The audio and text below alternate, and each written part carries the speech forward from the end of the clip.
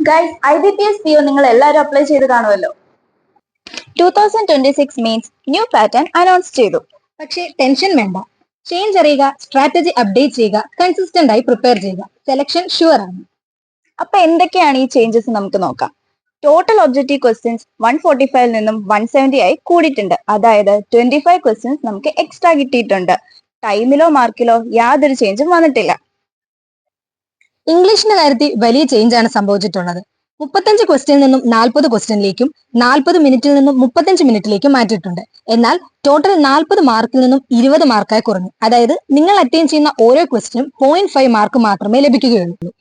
Maximum 10 mark score ചെയ്യണമെങ്കിൽ നിങ്ങൾ 20 question attain ചെയ്തേ പറ്റുകയുള്ളൂ.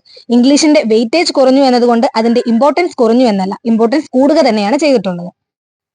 റീസണിംഗ് ആവട്ടെ സെയിം ക്വസ്റ്റ്യൻസ് സെയിം മാർക്ക്, എന്നാൽ ടൈം 50ൽ നിന്നും 45 ആയിട്ട് റെഡ്യൂസ് ആയിട്ടുണ്ട്. അതായത് 5 മിനിറ്റ്സ് റെഡ്യൂസ് ആയിട്ടുണ്ട്.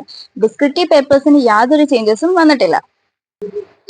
ജനറൽ അവയർനെസിന്റെ കാര്യത്തിൽ 35 ക്വസ്റ്റ്യനിൽ നിന്നും 50 ക്വസ്റ്റ്യനായും 50 മാർക്കിൽ നിന്ന് 60 മാർക്കായും 25 മിനിറ്റിൽ നിന്ന് 35 മിനിറ്റായും മാറിയിട്ടുണ്ട്. അതായത് ജനറൽ അവയർനെസിന്റെ ഇമ്പോർട്ടൻസ് വളരെയധികം കൂടിയിട്ടുണ്ട്. ഡേറ്റ അനാലിസിസ് ആൻഡ് ഇന്റർപ്രിട്ടേഷന്റെ കാര്യത്തിലേക്ക് വരുവാണെങ്കിൽ ക്വസ്റ്റ്യൻസ് 35ൽ നിന്നും 40 ആയും മാർക്സ് 50ൽ നിന്നും 60 ആയിട്ടും ഇൻക്രീസ് ആയിട്ടുണ്ട്. അതായത് 5 ക്വസ്റ്റ്യൻസും 10 മാർക്സും നമുക്ക് എക്സ്ട്രാ കിട്ടിയിട്ടുണ്ട്. പാറ്റേൺ ചേഞ്ച് കണ്ടിട്ട് ആരും ടെൻഷൻ അടിക്കണ്ട. ഈ ചേഞ്ച് എല്ലാവർക്കും കോമൺ ആണ്. ഡിഫറൻസ് ക്രിയേറ്റ് ചെയ്യുന്നത് പാറ്റേൺ അല്ല, പ്രിപ്പറേഷൻ ആണ്. പുതിയ പാറ്റേൺ മനസ്സിലാക്കി പ്രിപ്പയർ ചെയ്യുന്ന കാൻഡിഡേറ്റ്സ് എക്സാം തീർച്ചയായും ക്രാക്ക് ചെയ്യും. സോ ഓവർ തിങ്ക് ചെയ്യാതെ വേഗം നിങ്ങളുടെ പ്രിപ്പറേഷൻ സ്റ്റാർട്ട് ചെയ്യൂ. Your banking job is still waiting for you. All the best.